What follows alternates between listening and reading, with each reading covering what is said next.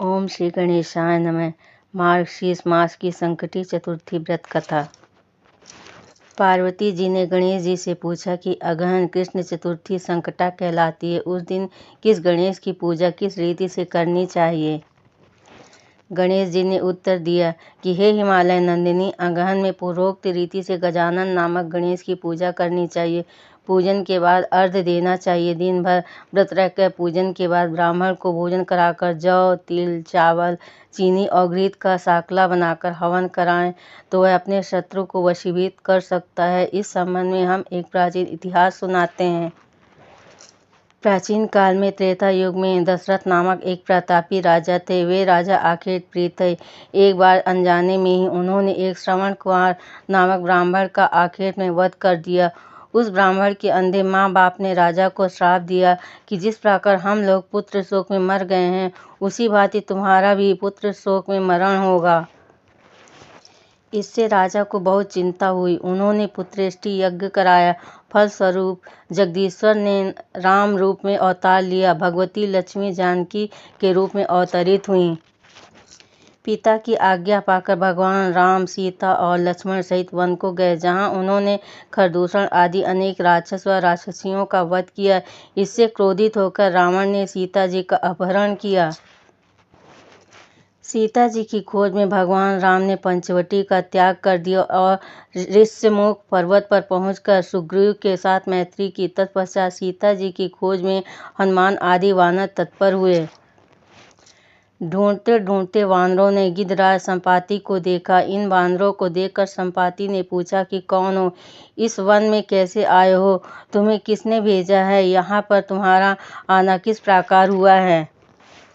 संपाति की बात सुनकर वानरों ने उत्तर दिया कि भगवान विष्णु के अवतार दशरथ नंदन राम जी सीता और लक्ष्मण जी के साथ दंडक वन में आए हैं। वहां पर उनकी पत्नी सीता जी का अपहरण कर लिया गया है। हे मित्र, इस बात को हम लोग नहीं जानते कि सीता कहाँ है। उनकी बात सुनकर संपाति ने कहा कि तुम सब रामचंद्र के सेवक होने के नाते हमारे मित्र हो। जानकी जी का जिसने हरण किया है और वह जिस स्थान पर है वह मुझे मालूम है। सीता जी के लिए मेरा छोटा भाई जटायु अपने प्राण गंवा चुका है। यहाँ से थोड़ी दूर पर समुद्र है। समुद्र के उस पर राक्षस नगरी है। वहाँ अशोक के पेड़ के नीचे सीता जी बैठी हुई हैं। रावण द्वारा अपहृत सीता जी अभी भी मुझे दिखाई दे रही हैं। मैं आपसे सत्य कह रहा हूँ कि सभी वानरों में हनुमान जी अत्यंत पराक्रमशाली हैं, अतः उन्हें वहाँ जाना चाहिए। केवल हनुमान जी ही अपने पराक्रम से समुद्र लांघ सकते हैं, अन्य कोई भी इस कार्य में समर्थ नहीं है। संपाति की बात सुनकर हनुमान जी ने पूछा कि हे संपाति, इस विशाल समुद्र को मैं किस प्रकार पार कर सकता हूँ? जब हमारे सब वानर उस पार जाने में असमर्थ हैं, तो मैं अकेला ही कैसे पार जा सकता हूँ? हनुमान जी की बात सुनकर संपाति ने उत्तर दिया कि हे मित्र, आप संकट नाशन गणेश चतुर्थी का व्रत कीजिए।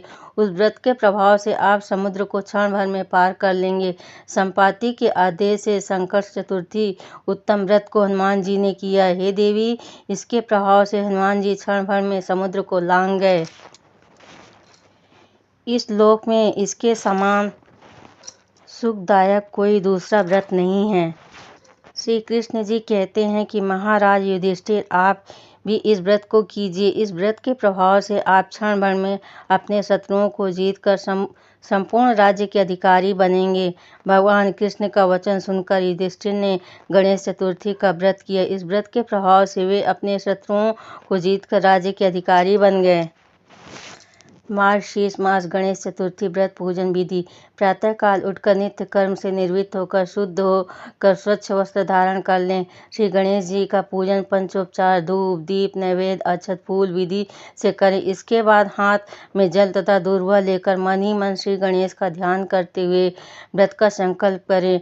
मम सर्वकर्म सिद्धे सिद्धि विनायक पूजन मह करिस्ते। अतः कलश में जल भरकर उसमें थोड़ा गंगा जल मिलाएं। कलश में दूर्वा, सिक्के, साबुत हल्दी रखें। इसके बाद लाल कपड़े से कलश का मुख बांध दें। कलश पर गणेश जी की प्रतिमा स्थापित करें। पूरे दिन श्री गणेश जी के मंत्र का स्तवन करें। संध्या को दोबारा स्नान कर शुद्ध हो जाएं। श्री गणेश जी के सामने सभी पूजन सामग्री के साथ बैठ जाएं।